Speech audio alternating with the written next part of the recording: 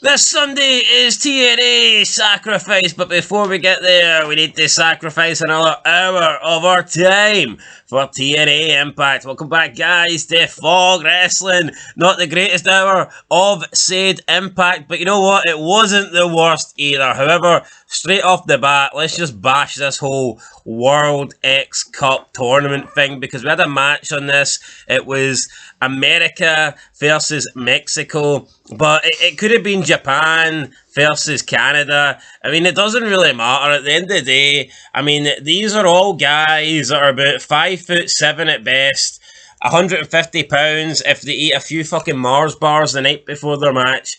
And there's just nothing happening here. Every match is the same style, flippy dippy. It's like the X Division, but without any of the top guys in the X Division. And just a bunch of no feuds, no rivalry, just dead matches, man.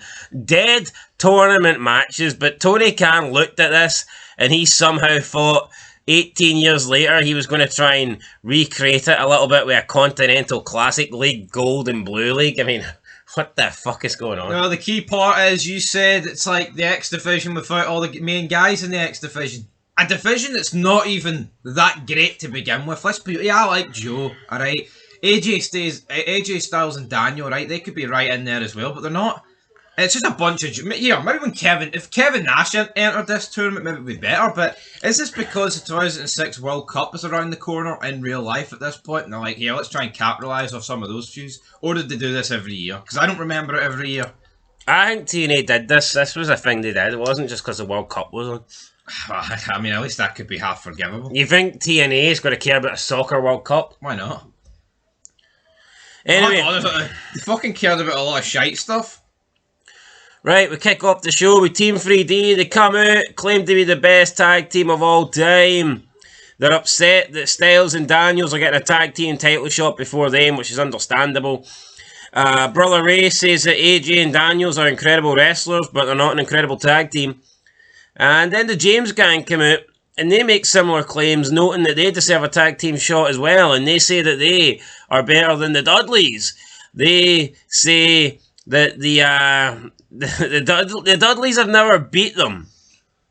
But then Ray says that the Dudleys beat them for the first WWE tag team titles. So somebody's lying. And then BG James says that, well, that doesn't matter.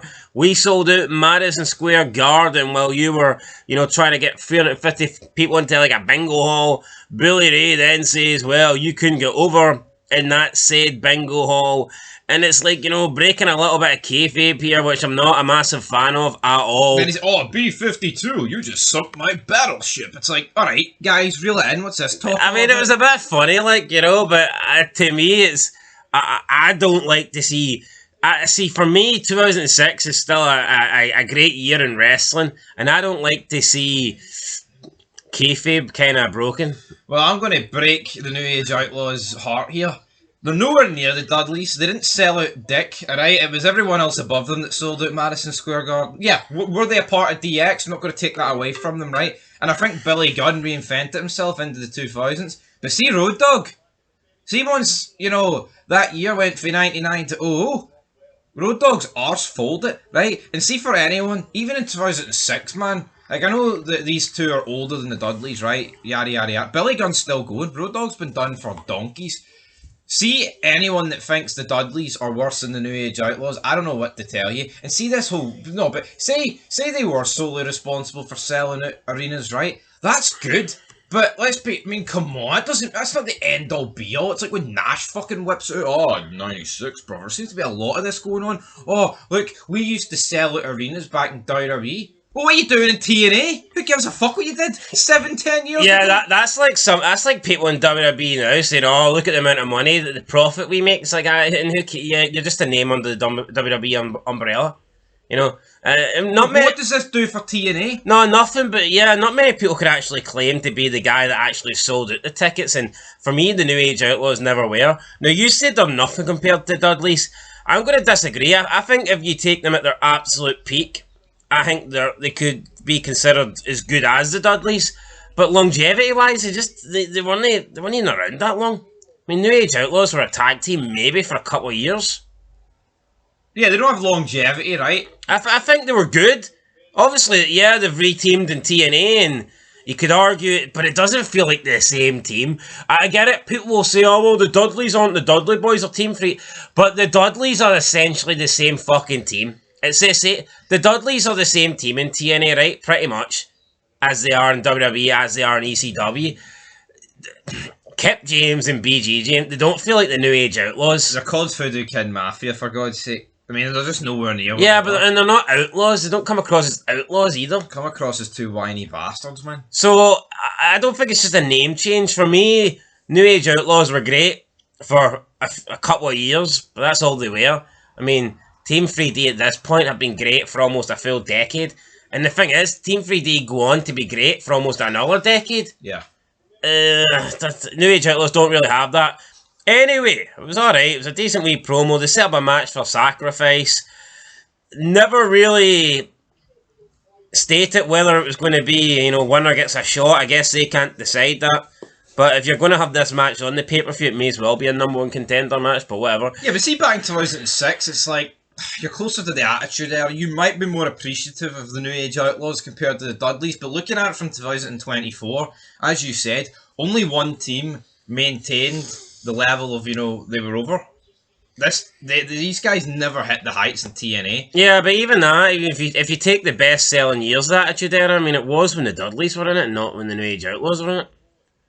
No, I know, but yeah, the Dudleys, for me, the Dudleys did more to contribute to the Attitude Era than the New Age Outlaws. They did. I'm always going to remember the Dudleys, table spots, the thing with Mae Young, putting, women through tables, their handicap matches against, like, Taker and Rock, the TLC matches. That's always going to come to my head, the table matches before the New Age Outlaws.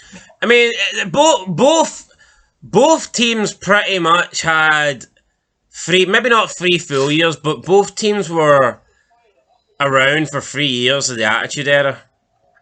New Age Outlaws 97, 98, 99. Dudley's 99, 2000, 2001. And I mean, it just depends on which years you prefer. I think a lot of people prefer the latter years. I understand that some people prefer the early years. See, when the Dudleys went up against, like, Kane and Taker, or another, like, Jericho and The Rock, I bought it. I wouldn't buy it with the New Age Outlaws. I also think the Dudleys did have better opposition. Oh, no, they did. I mean, I'm looking at... I've defended Road Dogg against Bret Hart when he says he's a better entertainer, but the fact is, Road Dogg is one of the worst workers, I think, out of this period in the 90s. Yeah, anyway, I like both teams, so I'm not going to... Fuck me, a Sacrifice, I'm looking forward to it. Yeah, give me this over today's show. I just think that BG James, I think the Voodoo Kin Mafia and TNA suck. I mean, their name's based off McMahon's initials, for God's sake. How good could it ever be? Yeah, but it's not like they're the New Age Outlaws with a different name. They don't feel like the New Age Outlaws. They don't feel like they're doing anything. Jobbers of all ages. They just feel like two guys that are past... And I don't want to say that about Billy Gunn, because he still looks fucking great today, but they just look like two guys that are hanging around for a paycheck. I don't know.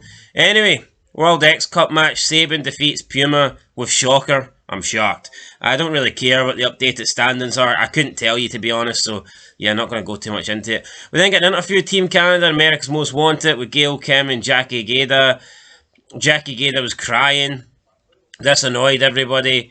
Gail Kim dragged her away from the area. America's Most Wanted apologised to Bobby Roode, said this has got to stop. Larry Sabisco came in asking for help with Raven. Scott D'Amore's like, why would I want to help you? Yeah, conniving, skeeving, backstabber. Sabisco's desperate. Scott D'Amore's like, well, you rub my back, I'll rub yours. And if he gives A1 a match at Sacrifice, A1 will take care of Raven. I guess this is the only way to get A1 on a match card, so Sabisco accepts. Scott D'Amore doubts Sabisco can still make matches, but Sabisco, he promises that he's got the power to do so. I like the second part, didn't like the first part. I like Larry Sabisco. Underrated personnel, I think, in the professional wrestling business. And you know what? Scott D'Amore said a few things about him negatively in 2023, 2024, but I think he does a good role in the job that he's in. I think he's a pretty good heel shite bag manager. So I like Sabisco. I like Scott D'Amore. This whole Jackie Gator thing is just going on way too long. I don't really know what they're doing with it, to be honest. It's just, at the beginning, there's tapes and stuff, but she's just there to stick out like a sore thumb and cry and be upset. Like, what's the end game here? Like, I don't really get it. Like, what's the, what is it? No, this is literally dragged on for months, and you're right. What is the end game? It's probably just her. But then she's a singular woman going up against a group of men and Gail Kim. At best for her, it's like you're going to get a match against Gail Kim, and should she really be beating Gail Kim? No. Well, maybe not even that. Maybe someone will try and win and free her services or something. But I don't get what the point is, man. Yeah, they pull the trigger on that, don't they? Is she contracted to somebody or what? I don't know. You don't know much, do you? Let's move on to the next. Here. Well, at least I'm pointing out. You seem to be lost. Lost? At least I'm not taking it bad. I couldn't give a fuck if Jackie Gator gets released. You're fucking greeting about it. I'm trying to break. Well, Jackie Gator's in tears and so am I. Why? I don't know what's happening here. But neither do I. I'll tell you what's happening next. I remember she was being. I remember she was being blackmailed because of tapes and shit. But like, I mean, why? Why does Jarrett want her in this group? I don't get it. I don't fucking. I don't get. Why is Jackie Gator so important? I don't know. It's just. It doesn't feel necessary to me. You're a WWE hire, so that's why you're important. But why is she in this faction? You sold out arenas, Jackie, in 2002. You see how we can go down this road, dog? Anyway, up next, Jeremy Borash, Team USA. Alex Shelley speaking to them. He's like, "Hey, jobbers, forget about this. Watch my latest video." We get his interview with Kevin Nash. Kevin Nash complains about TNA ignoring him, saying, "Hey, they didn't ignore Sting." Kevin Nash slurred through his lines. But they ignored me. How many drinks did he have? This was a full wrestling video. I've been restarted about 5 times. How many drinks did Kevin Nash have that night? What day? I don't know, but he's putting his point across. He's like, look at the numbers behind me. We've seen them last week. We've seen them this week.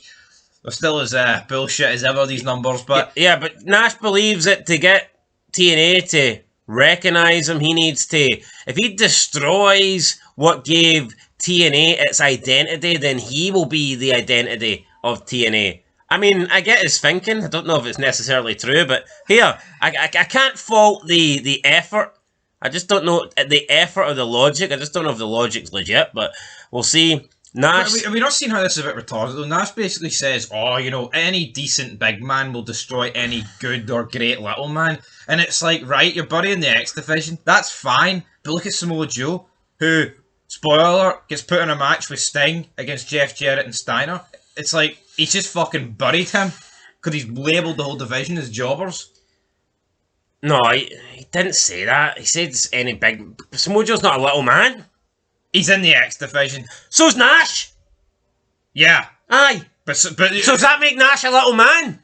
No. Exactly. Samoa Joe's supposed to be that fucking flying super fat bastard. Aye, well maybe we'll see Nash do something. Who looks more like an anomaly in the X Division, Nash or Samoa Joe?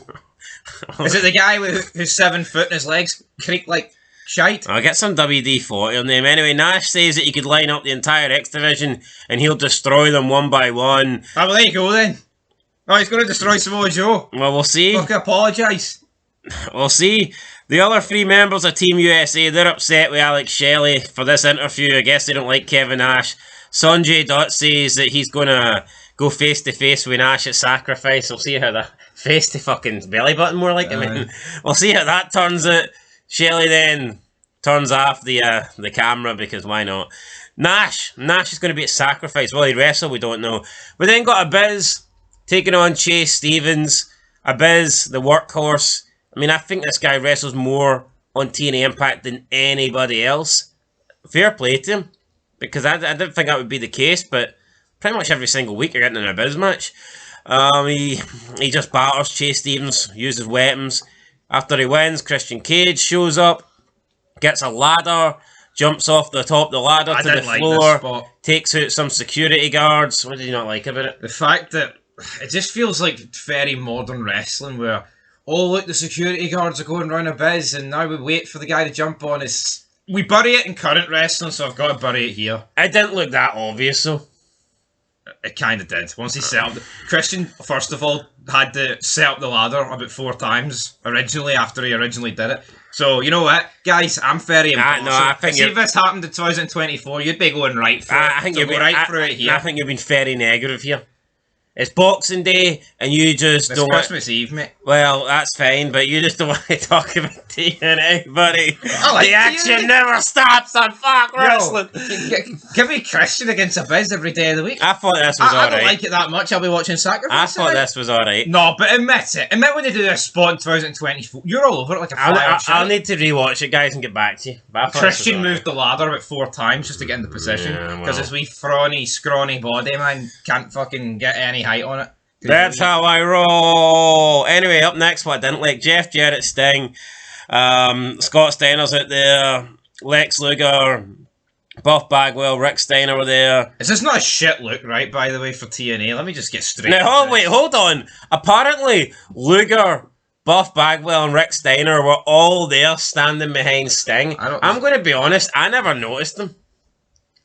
Now, Well, I don't know if I'm just blind. But Sting got into the ring pretty quickly, so I don't know what these 3 were doing. Now, were they standing on the top of the ramp, or were they standing outside? I never noticed these 3. But Sting said he's got one more guy. Jarrett doesn't believe him. Jarrett's like, you can't get Hogan, you can't get Hall, you can't get Nash, and you can't get Randy Savage. And Do you not think, though, right, this is everything that's wrong with this period of TNA, though? They're relying on fucking old guys. Yeah, it's like, here, you're not going to pick anyone for TNA, so you're going to pick all these guys for WCW. And even at this, we're talking about in 2024 how everyone's done. I mean, newsflash, see in 2006, everyone he just fucking listed's done. You know what I mean? I think Nash is the best one, quite easily at the 4 there. But it's like, what are we doing here? I like that, I was a bit disappointed. Even Nash is the best guy that can still go, you're fucked. I like the fact he went with Joe, but at the same time, I don't like the fact he went with Joe. Right, well, Jarrett doesn't think he's got anybody. Sting starts mentioning the accolades of this guy, and they're not very impressive, let's put it that way. No, they're not. But he's talking about things that this guy has previously done. Then he starts talking about things this guy has currently done, and he mentions that he's undefeated here in TNA. And then he brings out the Samoan submission machine, Samoa Joe, Jeff Jarrett, Steiner. They don't like this. They head to the back. The game show stuff is over. Samoa Joe, Sting's partner. I thought the game show thing was fun when Sting was there at the first week. I don't know if we needed 3 weeks of this in a row. I just think this is very tin pot, though, right? I think this sums up what TNA is as a company. I just, not in a month of Sundays is McMahon going to book this where there's a mystery tag partner and the guy in the ring's like, well, you're not getting this guy for 10 years ago. You're not getting this guy for 10, this guy for 8 years ago, this guy for 7 years ago. Because it makes your current guys and your current company look weak. But you know what this is? This is just all these guys for WCW that think they run the show. That's what it pretty much is. And you know what? I always defend... TNA needed these guys. I'm not delusional. But do you know how this kind of does bury the guys in current TNA? A wee bit, 100%. So, especially when you're talking about the likes of fucking Buff Bagwell and Rick Steiner. I don't mind them, but Jesus fucking Christ, you've better guys in TNA mid-carders at best. And I'm not saying they would be mid-carders if they were coming up and hitting their primes in 2006. I'm not saying that, but what I'm saying is in the era that they were in, they were mid-carders. No, because, Hulk Hogan, right? Nash, Hall, Savage... Their name in 2024 means something. I know 2 of them are dead, but you get my point, right? See Buff Bagwell and Rick Steiner. Their name throughout history only really mattered when they were probably at their peak. See in 10 years from now. Oh, he's the brother of Scott. Oh, he's the guy that was in the NWO. Yeah, it's never going to be Hulk Hogan. And that's why... Buff the stuff. That's why when I think you're putting the likes of Buff fucking Bagwell, especially because, at least Steiner's got the Steiner name, Rick. When you're putting Buff Bagwell above guys in TNA, like Abyss, Christian, Rhino, Samoa Joe, it's just... I know he picked Joe, but it does. I think that's just burying your current roster. I think it would have been better if he picked Steiner, just to have the Steiner brothers in opposite corners. Case in point, let's just move on. But my final point... Look what they did to Buff Bagwell in 2001 WWE, and look how the way TNA are portraying him. Yeah, WWE, like, this guy fucking Sent him out sucks. for 10 minutes and went, Never again. Austin went and buried him. Never again. Fucked him at the shutter. Good night. TNA treating him like he's the next big thing. Anyway, main event time, 6-man tag, Rhino and Styles and Daniels defeated Rude and America's Most Wanted. Jackie Guerra came down and threw hot coffee in the eyes of James Storm. Rhino then gored James Storm, got the win, 1, 2, 3. I mean, decent main event, decent wee match, but again, the Jackie Guerra stuff, yeah, is what it is. Don't see the point in it, but that's it, guys. Leading into Sacrifice, I feel like the whole Jarrett Sting feud's kind of lost its. I think it's lost its, like personal rivalry, because the last 3 weeks, it's went from Sting wanting to rip Jeff Jarrett apart to Sting going into some sort of game show host mode where he's joking about and laughing. It's like, this guy was getting Alex Shelley to like spy on your family and all this shit. It's like, it doesn't feel like personal anymore. No, it doesn't. Can you imagine if Jarrett slept with Angle's wife and then Angle spent the next 3 weeks coming out and went, well, who am I going to sleep with? Who's behind door number 1? Who's behind door number 2? You know, I mean, you believed Angle wanted to kill Jarrett, and I just think over the last 3 weeks, Sting's just been stood in 3 weeks in a row. Sting's been stood in the ring with Jarrett, joking around, laughing around. What guy from WCW am I going to Yeah, pick? but you know what I mean? It just doesn't give you the vibe here that Sting's really that pissed. I think they've dropped the ball on this Sting, No, Jarrett. they have dropped the ball, Big but time. I'm about to drop a rating. I'm going to get a 5, straight down the middle. Aye, to me it's a 5. I mean, decent wee opener. I like the Nash stuff. I mean, decent wee main event. You're right, though. I think Sting Joe against those two. If it's not the main event, it'll be billed as the second main event, and you're right, it's lost all seriousness. I mean, I don't think there was anything bad apart from the World X Cup match. But at the same time, I don't think there was anything great. Aye. Even the Nash thing wasn't as good as last week's. Although I do like the fact that it feels real. It doesn't feel like he's cutting a promo. It feels like he's literally being interviewed. You know what I mean? Run for your life. Anyway, guys, that's it. We'll catch you in the next one. Till then, I'm giving it a 5 as well. Peace. 5 out of 10.